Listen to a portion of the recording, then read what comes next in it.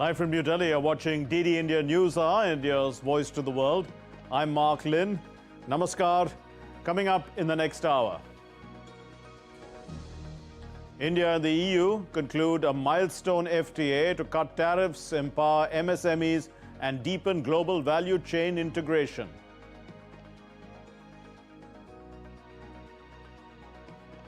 Prime Minister Narendra Modi addresses the India-EU Business Forum, highlights FTA gains for farmers, MSMEs, and the IT sector.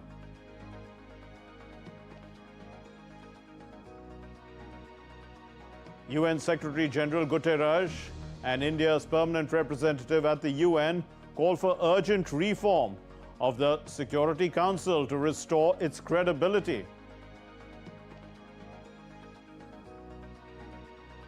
And Seoul holds emergency talks as Trump's tariffs hit autos, pharmaceuticals, and timber.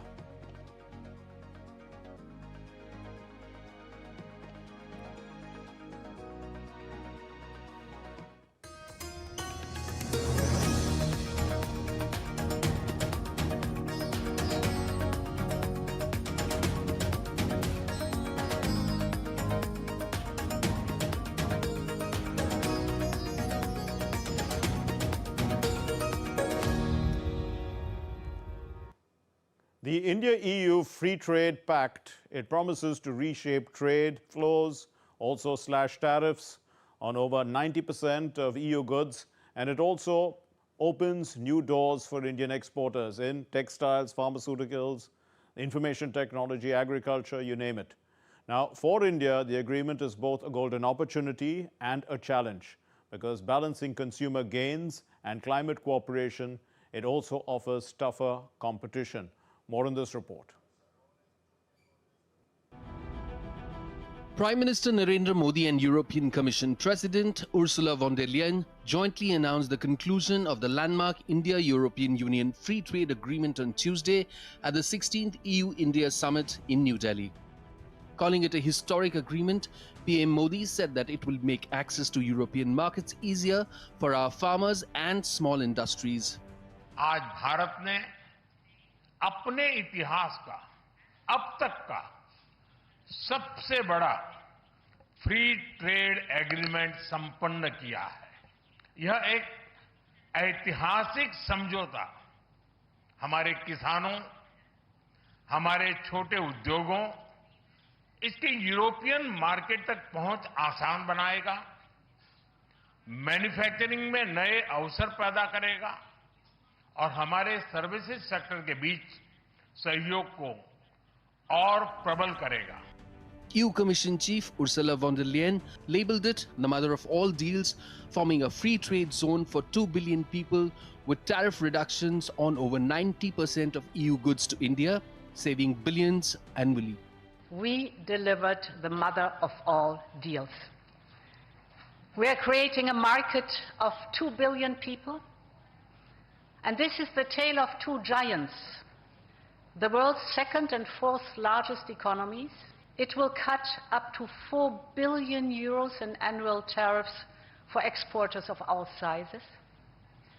And it will create good jobs for millions of workers here in India and in Europe. EU Council Chief Antonio Costa termed it the largest FTA globally, a geopolitical stabilizer boosting jobs, security, defense, and maritime cooperation amid world challenges. Today, we are taking our partnership to the next level. As the two largest democracies in the world, we are working hand in hand to deliver concrete benefits for our citizens and to shape a resilient global order that underpins peace and stability, economic growth, and sustainable development. At the 16th India-US Summit, apart from the India-UA FTA, both sides adopted towards 2030 India-EU Joint Comprehensive Strategic Agenda, signed MOU on Comprehensive Framework on Cooperation on Mobility, and also concluded Security and Defense Partnership. The European Union is India's one of the largest trading partners, with a combined market estimated at over 24 trillion US dollars, bringing unparalleled opportunities for the 2 billion people of India and the EU. India's bilateral trade in goods with the European Union stood at 136.54 billion US dollars in 2024-25, while exports with the EU amounted to 75.85 billion US dollars and imports reached 60.68 billion US dollars. India EU trade in services reached 83.10 billion US dollars in 2024.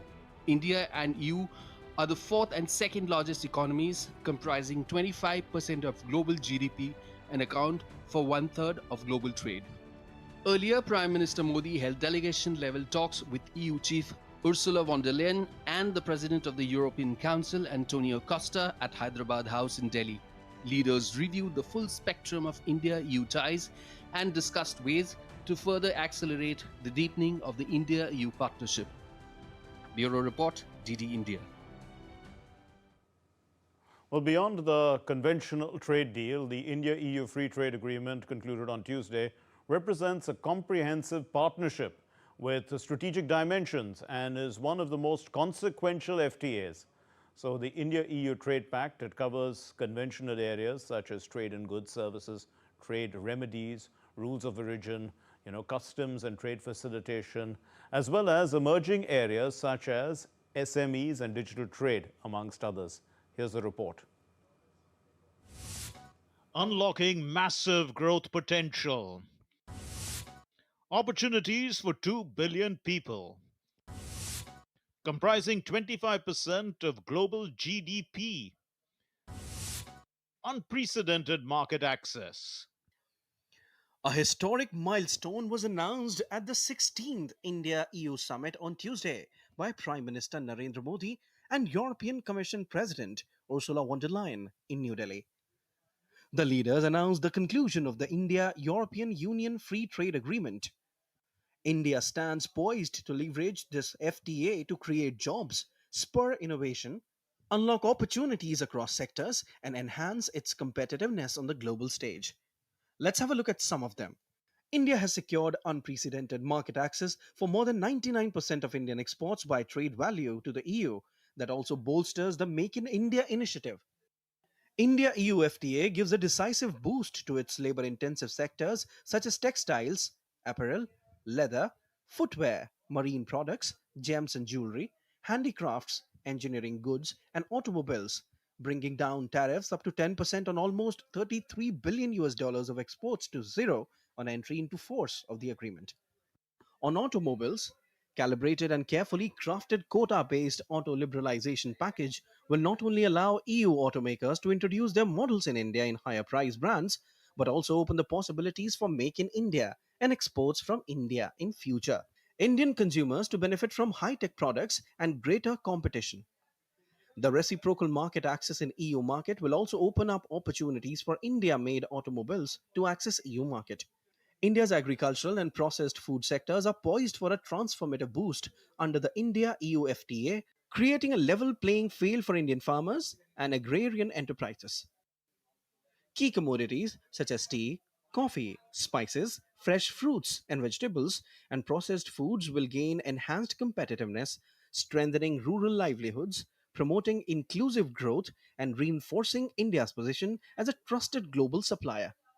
India has prudently safeguarded sensitive sectors, including dairy, cereals, poultry, soy meal, certain fruits and vegetables, balancing export growth with domestic priorities. Services being dominant and faster growing part of both economies will trade more in future. Focus on digitally delivered services, ease of mobility will provide boost to India's services exports. India's predictable access to EU's 144 subsectors will provide boost to Indian service providers and enable them to provide competitive world-class Indian services to EU's consumers. On mobility, the India-EU FTA provides a facilitative and predictable framework for business mobility covering short-term, temporary, and business travel in both directions. These enable professionals to travel between the two economies to provide services under different scenarios. India also secured a framework to constructively engage on social security arrangements over a 5-year horizon, together with framework supporting student mobility and post-study work opportunities. India-EU trade deal, along with India's FTA with the UK and the FTA, effectively opens up the entire European market for Indian businesses, exporters, and entrepreneurs. Fuzail Ahmed reports for DD India. Well, India and the European Union have taken a major step in strengthening strategic ties. Defence Minister Rajnath Singh met the EU High Representative Kaya Kallas in New Delhi, where both sides signed a landmark security and defence partnership pact, reaffirming shared democratic values and commitment to global stability. Mohammad Absarul Hassan reports.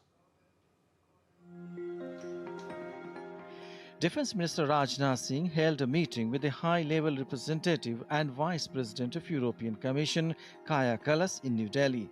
The two leaders discussed a range of bilateral security and defence issues during the meeting. They signed Security and Defence Partnership Pact. Rajnath Singh stated that India and EU share the principles of democracy, pluralism and the rule of law, which underpin their steady deepening partnership. Especially the signing of a security and a defense partnership between India and the European Union is a reflection of strategic trust in action, and it brings us together in an increasingly complex global environment. I hope the increased momentum of India-EU partnership in economic, defense and people-to-people connect will bring the two ancient civilizations much closer. Kaya Kallas expressed gratitude to be part of India's 77th Republic Day celebrations, especially the EU presence in the parade at the Kartavya Path. She stated that India and EU must work together in the Indian Ocean region and learn from each other's best practices through joint exercises. Great to see, and I was so proud to see that also our operations were part of this parade, and I think it shows how we have been able to work together. Like you say, the signing of the Security and Defence Partnership is really a milestone, and we can build on that. There is so much more, like you said, Your Excellency, that we can work together on the multilateral fora, but also bilaterally to develop the defence cooperation. The Security and Defence Partnership reflects both sides' commitment to promote a stable, rule-based international order with the UN at its core. The Security and Defence Partnership expands cooperation in a wide range of areas: maritime security, cyber issues, artificial intelligence and emerging and disruptive technologies, hybrid threats, resilience and the protection of critical infrastructure, counter-terrorism and preventing violent extremism, external aspects of fighting organized crime, situational awareness and exchanges of information, multilateral coordination, non-proliferation and disarmament, space security and defense, capacity building for partnership in security and defense. The EU and India have established cooperation and different dialogues on security and defense matters. India has recently participated in joint maritime activities with EU naval forces focused on counter-piracy efforts and continues to engage with the EU project enhancing security cooperation in and with the Asia and the Indo-Pacific. Mohammad Absarul Hassan for DT India.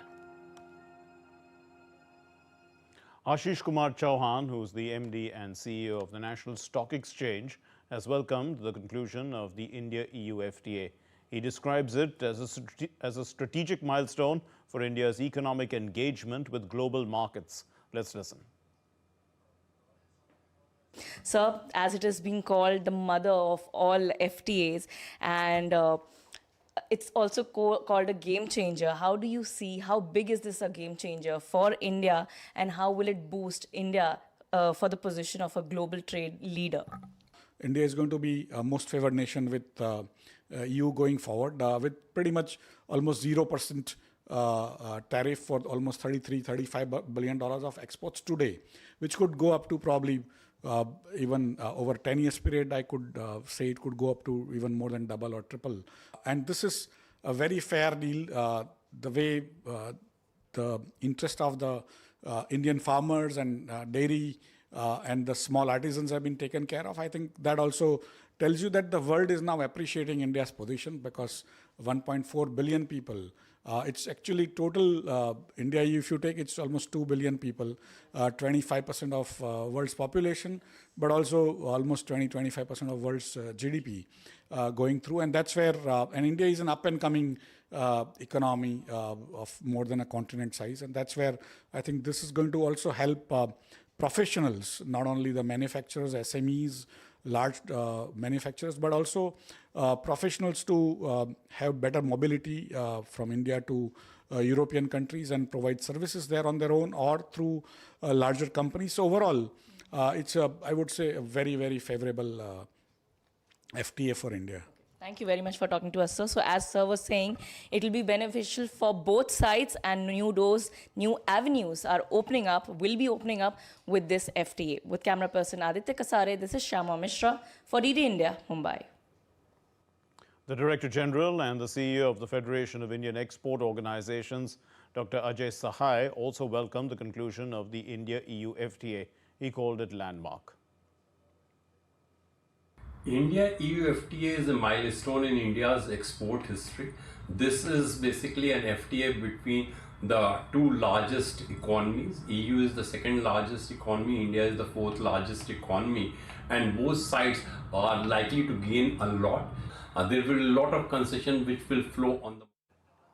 Well, we're going across and getting some visuals that are coming in from Rashtrapati Bhavan, where the banquet is taking place for the visiting dignitaries.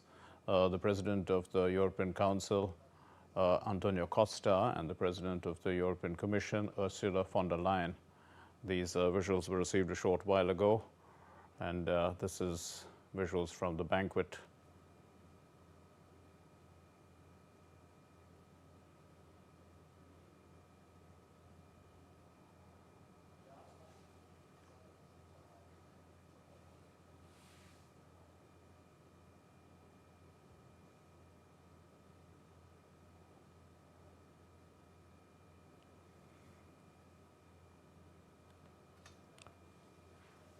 The two leaders participated in the 16th India-EU Summit, which advanced the strategic partnership across trade and defense. A landmark trade deal was signed, and also a defense pact. And at the conclusion of their visit, we do remember, of course, that they were the chief guests at our Republic Day, which took place on the 26th of January. So the conclusion of their visit, they have had a banquet with President Draupadi Murmu. Moving on to our next story. Prime Minister Narendra Modi laid out, in fact, a sharp economic and strategic roadmap at the India-EU Business Forum, which was held on the sidelines of the India-EU Summit. He co-chaired this with the European Commission President, Ursula von der Leyen. They pitched for proposed free trade agreement, which happened, and also said that it's a growth multiplier. The Prime Minister underlined opportunities for trade, jobs, and resilient supply chains between India and the European Union. Let's listen. Prime Minister Narendra Modi chaired the India-EU Business Forum along with President of the European Commission, Ursula von der Leyen, in New Delhi on Tuesday. Addressing global business leaders, the Prime Minister said that the proposed India-EU Free Trade Agreement will unlock seamless access to European markets for India's labor-intensive sectors. इससे भारत के labour intensive उत्पादों को European union market में easy access मिलेगा। इसमें विशेष तौर पर textile, James and jewellery, auto parts और इंजीनियरिंग गुड्स शामिल हैं। फ्रूट्स, वेजिटेबल्स, प्रोसेस्ड फूड और मरीन प्रोडक्ट्स उसमें नए अवसर बनेंगे। इसका सीधा लाभ हमारे किसानों को, हमारे मछुआरों को मिलेगा। हमारे सर्विस सेक्टर को भी इससे फायदा होगा। Prime Minister Modi noted that trade, technology, and critical minerals are increasingly being weaponized globally, calling for India and the EU to jointly de-risk supply chains and reduce external dependencies. आज विश्व में व्यापार, technology और critical minerals को weaponise किया जा रहा है। हमें साथ मिलकर अपनी निर्भरताओं को डी रिस्क करने की आवश्यकता है। The India-EU Business Forum brought together three leaders from both sides, with discussions underscoring the growing depth and strategic maturity of the India-EU economic partnership across sectors. The Business Forum comes at a timely moment, straight in the wake of the completion of negotiations of the India-EU FTA, because we will need the businesses on the two sides to quickly translate the intention of the FTA into concrete outcomes. The India-EU Business Forum signaled a shift toward a more integrated and de-risked economic partnership, positioning India and the EU as trusted partners in trade, technology, and global supply chains. Bureau Report, DD India. Well, India and the United Nations Secretary General Antonio Guterres have called for urgent reform of the UN Security Council, warning that mounting global challenges are straining the credibility and effectiveness of this world body. While addressing the Security Council's high-level open debate on reaffirming international rule of law on Monday, India's permanent representative to the United Nations, P. Harish, he said that meaningful reform must include the addition of permanent members to ensure the effective enforcement of the international rule of law. He added that the lack of effectiveness in addressing global conflicts remain major shortcomings, seriously testing the credibility of the United Nations. Let's listen. Maintenance of international peace and security. It's critical to addressing conflicts and fostering trust among member states. The multilateralism of universal membership with the United Nations at its core is under strain. The challenges facing this organization go far beyond the budgetary realm. Paralysis, lack of effectiveness in tackling conflicts remain a significant shortcoming. People around the world do not perceive the United Nations as an organization that delivers on international peace and security. There's an urgent and compelling need to undertake comprehensive reform, including expansion in the permanent and non-permanent categories. Such reform is essential to enhance the Council's legitimacy and ensure its continued relevance and effectiveness in addressing the present-day challenges. The UN chief, Antonio Guterres, underlined that the Security Council is the only UN body that has the authority to and the mandate to mandate compliance, in fact, on matters of peace and security. He said that it is imperative for it to be reformed and without delay, and he called for comprehensive reform, including expansion in both permanent and non-permanent categories. The United Nations Security Council stands alone in its charter mandate authority to act on behalf of all member states on questions of peace and security. The Security Council alone adopts decisions binding on all. No other body or ad hoc coalition can legally require all member states to comply with decisions on peace and security. Only the Security Council can authorize the use of force under international law as set out in the Charter. Its responsibility is singular, its obligation is universal. And that is why reform is essential. That is why we must act without delay to enhance the representation and effectiveness of this Council. The Union Minister for Petroleum and Natural Gas, Hardeep Singh Puri, has highlighted a series of key international engagements and strategic partnerships aimed at strengthening India's energy security. The minister said that he held a productive meeting with the UAE's energy minister where new avenues for collaboration were identified. We are buying now something like 4.5 million metric tons per annum of natural gas from the UAE, which is fairly big. India-Canada Ministerial Energy Dialogue, and the statement, I believe, has been made available to you online. You are aware of Canada's strengths in several energy sectors. He also said they've got 4 SMRs, small modular reactors, as thing.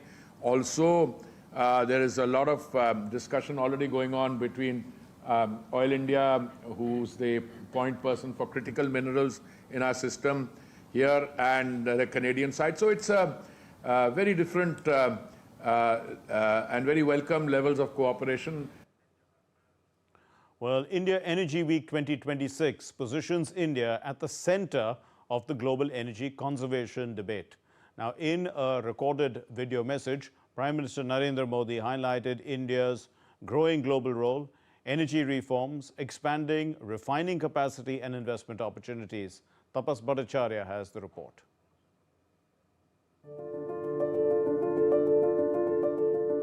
India is emerging as a major global energy powerhouse. In a recorded video message, Prime Minister Narendra Modi said India is giving numerous opportunities to the world in the energy sector.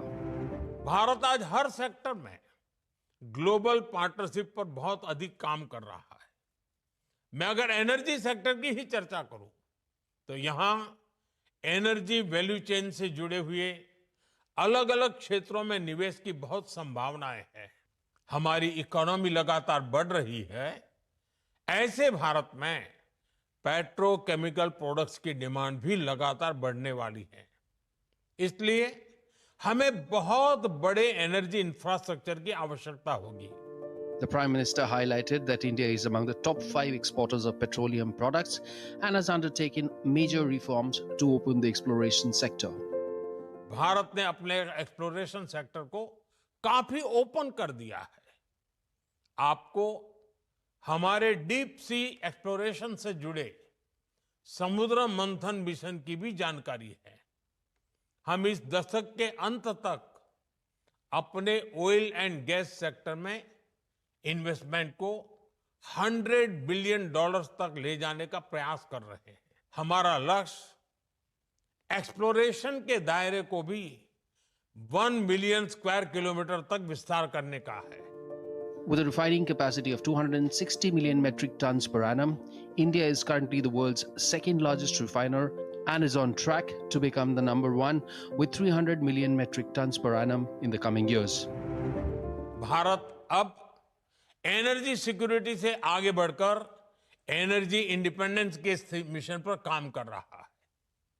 Bharat एक ऐसा energy sector ecosystem develop कर रहा है जो भारत की local demand को पूरा कर सके और एफोर्डेबल रिफाइनिंग और ट्रांसपोर्टेशन सॉल्यूशन से दुनिया के लिए एक्सपोर्ट भी बहुत ही कॉम्पिटिटिव हो। PM Modi said India is also strengthening LNG transportation and developing an ecosystem for affordable refining and sustainable exports, backed by a $500 billion investment opportunity. Amid global price volatility and supply disruptions, India Energy Week is spotlighting India's energy security and affordability model, driven by infrastructure expansion, policy reforms, and a future-ready energy vision. Tapas Bhattacharya's report for DD India. Well, Union IT and Electronics Minister Ashwini Vaishnav on Tuesday interacted with 23 semiconductor chip design companies in Delhi. 24 new projects in the semiconductor domain have been given a green signal by the center under the Design-Linked Incentive Scheme. The aim is to give a boost to the domestic semiconductor industry and to make it self-reliant. These projects, they span areas such as video surveillance, drone detectors and satellite communication.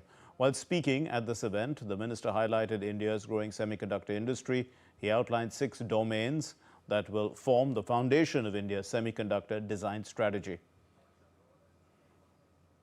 As we go into 2029, we will have a major capability of manufacturing and designing the chips which are required practically in 70-75% of all applications in our country. Now we want to focus on 6 major systems so that we develop our complete semiconductor design ecosystem in a very comprehensive way.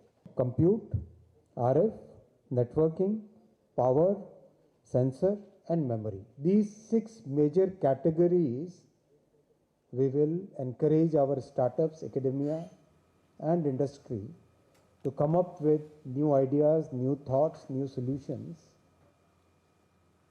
Ahead of the budget session of Parliament, the government convened an all-party meeting at Parliament House on Tuesday. Senior BJP leader and Defence Minister Rajnath Singh chaired the meeting that was attended by the leader of the House in the Rajya Sabha, JP Nadda, Parliamentary Affairs Minister Kiren Rijiju, Ministers of State for Parliamentary Affairs Arjun Ram Meghwal and others. Minister Kiren Rijiju, he said that the first part of the budget session will have a motion of thanks to the President's address, and later a discussion on the budget will also be held in both houses. He requested all the parties to cooperate in running the session smoothly. The budget session of Parliament will commence on Wednesday and it's going to continue till the 2nd of April with a break in between.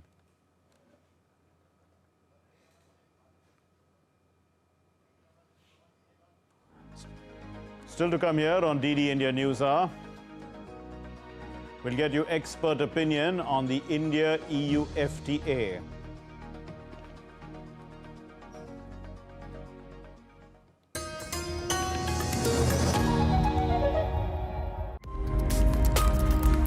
Union Budget 2026-27 is round the corner and the Indian industry has a wish list. 4 large buckets that we have looked at are essentially self-reliance. Support that could be provided to the exports is the second one. The continuity of the factor market reforms, ease of doing business again, something which is being pursued by the government but accelerated further. On MSMEs, would you recommend any greater allocation considering more than 45% to Indian exports? This whole ease of doing business is largely aimed at how we can give a little more room for MSMEs to breathe and to be able to operate more easily. There is a talent which is sitting within the private sector, which is what need to be really combined. Coming to the budget income tax slabs, has FICCI or Indian industry recommended any sort of tweaking there? So I think a lot has been done last year. Income tax slabs as well as the GST slabs have been significantly rationalized, and I think it's need to now see how that converts into greater demand and hence into greater capital formation.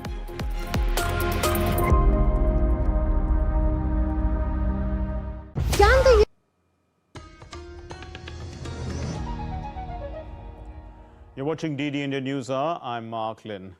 And turning back to our story on the India-EU FTA to discuss the importance of it, we are joined by Ambassador Mohan Kumar, former senior diplomat, and Professor Harshvardhan Pant, who's the Vice President of the Observer Research Foundation. Ambassador Mohan Kumar, how will this deal help Indian products, textiles, gems, farm goods, sell more in Europe? So thank you very much for having me. I think it's important to situate the FTA in the context of what's going on in the multilateral trading system. The WTO has collapsed and so has the MFN-based trade. There are just 6 countries or 6 entities with which India has a total trade of $100 billion and more. First US, then EU, then GCC, then ASEAN, then China. China is difficult to have an FTA for India. ASEAN, we already have an FTA. In GCC, we have already got a FTA and a comprehensive partnership with UAE. So that leaves only EU and US. I want to say that this FTA with EU is really a big deal. It's the mother of all trade deals because it's comprehensive in scope. The emphasis has been on tariffs, but actually that's not the whole story. The story has to do with non-tariff barriers. The story has to do with government procurement, intellectual property rights, sustainable development, environment, labor standards. So it is the whole gamut of trade and investment. From that perspective, I believe that this FTA with EU will actually help India do 3 things. One, as you say, exponentially increase exports in sectors which are labor intensive, and that has to do with leather, with the toys, with the footwear and garments and textiles. Second, I think if we play our cards right, there will be tremendous inward movement of investment. Third, and more than anything else, our manufacturing can become competitive if we actually play the game right. The Indian private sector needs competition, and what we have done is selectively open up the economy to face European competition. I think it will help us adapt to global standards of industry and commerce. Indeed. Professor Harshvardhan Pant, so it's going to increase competition. So how will workers from small businesses, farmers in India benefit from this agreement? And also, will big companies, get more benefit, some might think, than others? No, I think we are looking at restructuring of global supply chains at a time when we are looking at Mr. Trump upending the global economic order, and on the other hand, the lack of trust with China that is challenging the way countries have traditionally done business with each other. So I do think that this particular FTA, which I think has been described as a whole of society approach to economic development, economic cooperation, is, I think, in some ways challenges the traditional notion of what an FTA should be, because it really incorporates elements where dimensions of economic cooperation that have traditionally not been part of these discussions have been brought into it, and therefore this is not simply about big companies from EU or India benefiting from each other's lowering of tariffs, but this is also about how do we restructure supply chains so that MSMEs and small scale industry also benefits. And I think one point that Prime Minister himself made was that, look, some of our traditional, handicrafts, traditional medicines, those sectors will also be able to get access to European market, which has traditionally been closed for various reasons. And often India and EU have been trying to negotiate very hard to open them up. It had been very difficult. So I think after almost 2 decades of negotiations, when this FTA comes in, it opens up space for not only big industrial houses, but also for MSMEs and small scale industry. Ambassador Mohan Kumar, when obviously something like this, how does it benefit the common man? And we would look, people like me representing the common man would say that, okay, European imports are going to be cheaper in our country. But then if we are also producers, we would think that Indian industries need to start competing more, and maybe we would like some support. So in this context, how would you see the government balancing this? No, I think the right way to look at it is that new economic opportunities will be created for small, medium enterprises as well as big companies. And I don't deny that big companies will also benefit. In as much as new economic opportunities will be created, I think the producers will benefit if they are smart, if they reform, and if they access the right kind of technology. They can access the European markets, and they can make much more money than what they're making now. Secondly, and most importantly, I think job creation is what I expect will happen when we talk of labor-intensive sectors like textiles, garments, gems, jewelry, electrical machinery. I think a lot of this has to do with job creation. And if you have these industries exporting, they create a lot more jobs downstream. So that is the second. Last but not least, as I said earlier, FTAs, if accompanied by deep economic reforms in India, will attract investment. A lot of countries and companies will seek to invest in India to access the European market, and there is nothing wrong with that. So if India can actually carry out the deep structural reforms that are necessary, I think there will be a tremendous benefit, not just in terms of jobs, not just in terms of producers benefiting, but also in terms of job creation. Absolutely. Because of the massive investment that will come from Europe and elsewhere. Indeed, so to penetrate the market, investment would be required. But Professor Pant, what does this deal mean for India's IT and online businesses? Because we have a good digital presence, and our services are largely, in the software and also in digital spaces. Europe's digital rules around data privacy and AI are very strict, and they've, targeted some of the big companies that are involved with these. I mean, across the world. Yeah.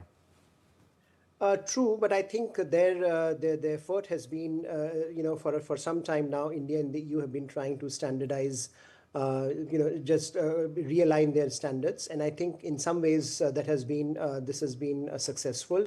It will continue to be an exercise, a work in progress, and I think the differences remain where they are. But by and large, IT, if you look at the services sector that has driven India's economic prosperity for the last few decades. We are also looking at newer markets being created because European Union, if you look at the larger 27 country bloc as a bloc, if you look and if you see the kind of challenges that are being faced, for example, in the American sector, there is certainly a realignment that might happen as a result of this FTA, and one would expect that as comfort level grows between EU and India in the services sector, in the digital space, we are going to see greater engagement, greater convergence happen there, because ultimately that is where both sides have been investing a lot. If you think of the Trade and Technology Council that was created, it was largely aimed at looking at technological aspects of cooperation between the two entities. And I think to that extent, after TTC's announcement, we have had good movement on that front. So one hopes that with TTC in place and with now this FTA, we are looking at standard realignment much more forcefully and much more forthrightly than has happened before. A final question to you, Ambassador Mohan Kumar. Does this deal make India stronger in world trade, especially compared to China and other major economies, and also major economies and groupings within Asia? I think we have some way to go before we can claim to be as strong as China, frankly. But what I can say confidently is that this FTA was a necessity. It was not a choice. As the world becomes really, goes in a direction where trade is going to be reciprocal, strategic, and non-MFN based, I don't think India had a choice. We had to have the FTA with EU. I would say that we need the FTA with the United States. We need preferential trade with all these 5 or 6 partners with whom we have $100 billion plus. I think what it will do is set us on the path to become a 10 trillion economy, not just because of the EU, because that will benefit us enormously, but I think we need to get the trade with United States right. We need to have an agreement with GCC. We need diversification of markets so that we can reach the 10 trillion mark as early as possible. We leave it there. Thank you very much, Ambassador Mohan Kumar, former senior diplomat, and Professor Harshvardhan Pant, Vice President of Observer Research Foundation. Thank you for putting that into context for us. Our next story, the South Korean government convened emergency talks following President Trump's announcement of tariff increases from 15% to 25% on key exports, including automobiles, lumber or timber, and pharmaceuticals. Seoul now has pledged calm engagement with Washington, while lawmakers have moved to expedite investment legislation. Demonstrations erupted in Seoul as the auto industry, which represents about 27% of US exports, faces heightened risk.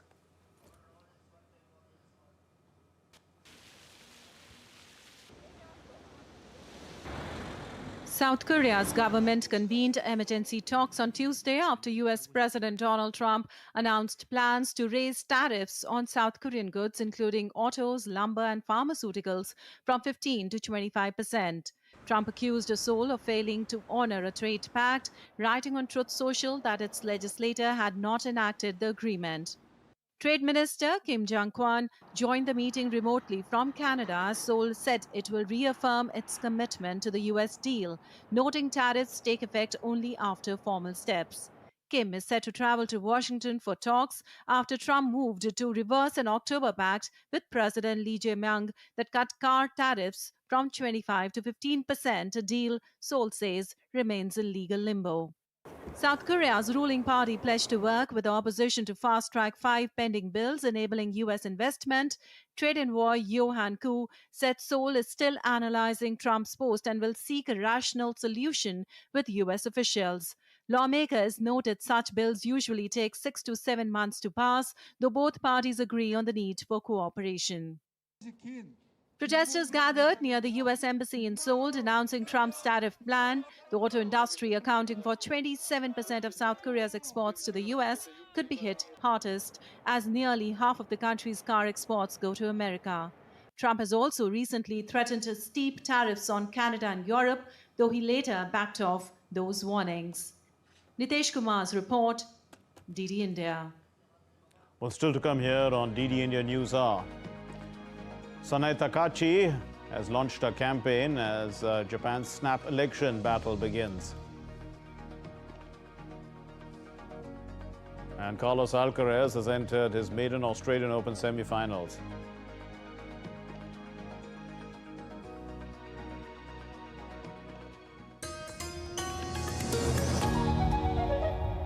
Can the US launch a bombing campaign against Iran? The Philippines vessel suffered structural damage. The saga of child sexual abuse is the United States China's debt trap strategy. Truth is stranger than fiction. But sometimes hard to uncover.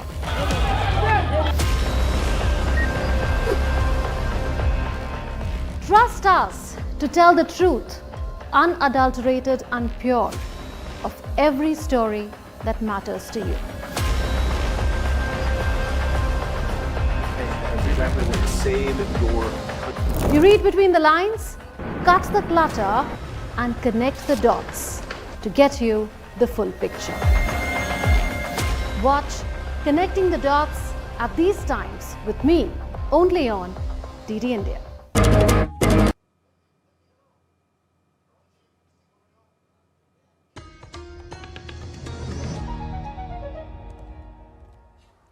You're watching DD India News Hour. I'm Mark Lin. From Paris to Canberra, governments are tightening the rules on children's access to social media. In France now, lawmakers have taken a bold step, passing a bill that bans under 15 children from using social networks, citing concerns over screen addiction, online bullying and youth violence. Rahul Upadhyay has the report.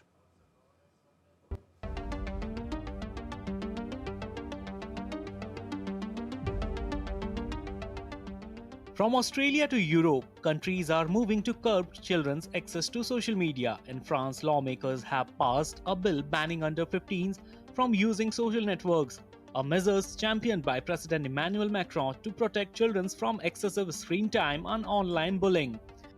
Nous allons donc maintenant procéder au scrutin. 157 votes cast, 151 valid votes, majority 76, in favor 130, against 21 abstentions. The National Assembly has adopted the text. France National Assembly on Monday backed legislation to ban children under 15 from social networks and from social networking functionality embedded within broader platform. The bill reflects growing public concern over the impact of social media on minors' mental health and development. Lawmakers voted in favor with 116 supporting the measure and just 23 opposing. The legislation now moves to the Senate before returning to the lower house for a final vote. President Macron has argued that social media contribute to violence among young people.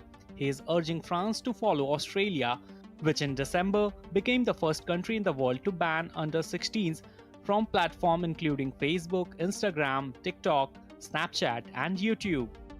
Australia's ban is already being studied by countries including Britain, Denmark, Spain, and Greece. Meanwhile, the European Parliament has called for EU-wide minimum age for social media access, though individual member states will decide their own limits.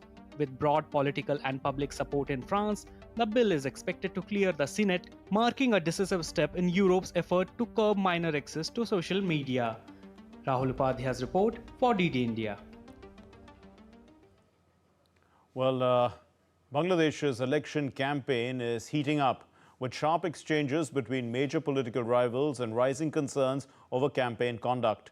The BNP acting chairman, Tariq Rahman, has questioned Jamaat-e-Islami over its role in the BNP-led four-party alliance government between 2001 and 2006. That's way back in time. Addressing a rally in Mymensingh, Tariq, he asked why Jamaat ministers remained in office at the time if the administration was, and now alleged, deeply corrupt. He accused rivals of branding the Bangladesh Nationalist Party a champion of corruption, using rhetoric reminiscent of a past autocratic era. The war of words continued in Chattogram, where the BNP Standing Committee member Amir Khasru Mohammad Chaudhry rejected claims that foreign powers back Jamaat, saying that Bangladeshis would not accept politics dependent on external influence. Responding, Jamaat Amir Shafiqur Rahman said dynastic politics would end if Jamaat came to power, promising a new political culture centered on the people rather than political families. Campaign tensions were further underlined by allegations from the National Citizen Party that its Dhaka 8 candidate Nasir Uddin Patovari was attacked during electioneering, with the BNP student wing activists accused of hurling eggs, water and brick chips. Claims the BNP supporters deny. Meanwhile, the election commissioner, Mohammad Anwarul Islam Sarkar, has reminded officials that while they may encourage voters, they are barred from campaigning for or against the referendum being held alongside parliamentary polls, even as questions persist over alleged state-backed campaigning.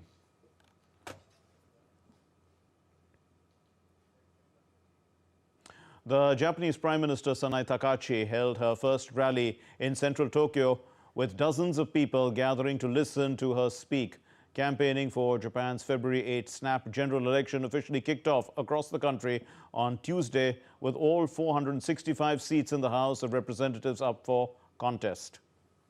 The primary focus of the election is whether the ruling coalition of the Liberal Democratic Party and the Japan Innovation Party will secure a majority and allow the administration of Prime Minister Sanae Takaichi to continue, or whether the opposition will expand its strength and block that outcome. Let's get you the sports news now. And the world number one, Carlos Alcaraz, has swept into his maiden Australian Open semi-final. He set up a clash with Alexander Zverev. The 22-year-old brushed aside home hope Alex de Minaur 7-5, 6-2, 6-1, and he is yet to drop a set in this campaign. The Australian Open is the only Grand Slam that Alcaraz has not won. And should he beat Zverev and then win Sunday's final, he would surpass compatriot and legend Rafael Nadal as the youngest man to win all 4 majors. Nadal was 24 when he had done it.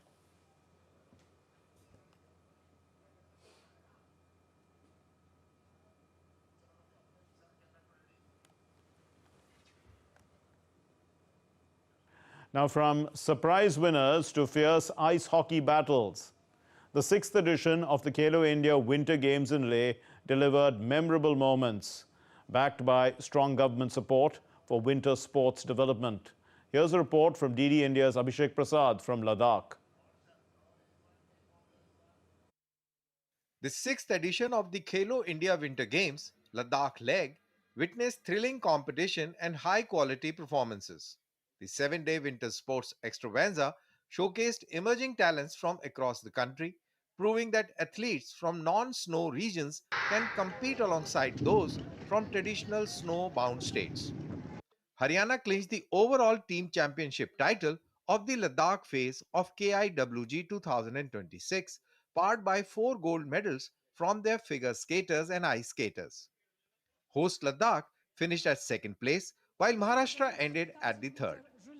In ice hockey, the experienced Indian Army team edged past a spirited Chandigarh side 3-2 to successfully defend their men's Khelo India Winter Games gold medal. 6th edition ये चल रहा है, तो हमारा ये 6th gold है खेलो India का। तो हमारा ये डर था कि हमारे अपोनेंट हमें आज चंडीगढ़ का टीम काफ़ी अच्छा परफॉर्म कर रहा है, तो हमें एक लेगेसी रहता है, उसको बरकरार रखने की भरपूर कोशिश किया, तो हम at the end of the day हम उस पर खड़ा उतरे। The Chandigarh men's ice hockey team became the talk of the town, after they stunned hosts Ladakh by 3-2 in the semi-finals. For a team that began playing ice hockey only in KIWG 2025, Chandigarh's entry into final was truly commendable. There was certain moments when the crowd was cheering for us rather than the home team. There we got some motivation, yes, that we can do it. We can beat the home team. But in the end, I think it was from the help of my team, my coaches, and the great audience that helped us win. In ice skating, Ladakh's Karma Tulstim emerged as the top performer with 4 medals, while Maharashtra's Ishan Devekar and Anvay Deshpande finished with 3 medals each, highlighting the rising depth of talent in the sport. I had a really good experience the whole 5 days that we had the competition. It was tough, to be honest, and I had a lot of fun racing. And the ice, the rink, the facilities, they're really good. Overall, the Khelo India Winter Games have once again demonstrated that government is on the right path in building a strong talent pipeline and a structured winter sports ecosystem in India. The Ladakh leg of the Khelo India Winter Games concluded on a high note with thrilling competition and the rise of promising new talent. The game showcased India's future winter sports stars. With ice events wrapped up in Leh, the focus now shifts to Gulmarg for snow events for the second leg of the Khelo India Winter Games. With video journalist Jagmohan Pradhan, Abhishek Prasad, DD India, Leh. Well, that's all we have in this edition of DD India News Hour, but let's know your thoughts on the news of the day. And for those of you on the go, get the latest news and updates from India and across the world on the DD India mobile app, which is available on Android and iOS platforms. You can scan the QR code and download it now. We'll be back with more news as it breaks here on DD India. My name is Mark Lin. From all of us here in Delhi, thank you very much for watching DD India News Hour. Namaskar.